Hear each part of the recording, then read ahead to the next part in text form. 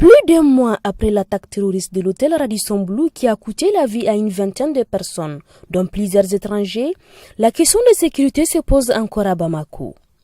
Nous avons rapproché des Occidentaux, Asiatiques et autres pour savoir comment ils vivent cette situation dans la capitale malienne. Beaucoup d'entre eux n'ont pas souhaité s'exprimer devant la caméra. Par contre, Yves Parisio, un Canadien rencontré dans cette rue appelée rue Princesse, pour l'abondance de bars et restaurants dedans, nous fait part de ses impressions. Moi, je me sens plutôt en sécurité.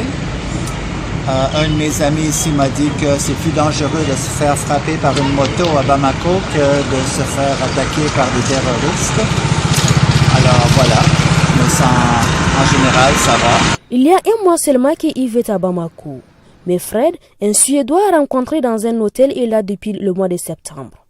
Sous anonymat, il nous affirme que la sécurité totale n'existe nulle part dans ce monde et que dans les villes les plus grandes des pays les plus puissants peut y avoir des attentats.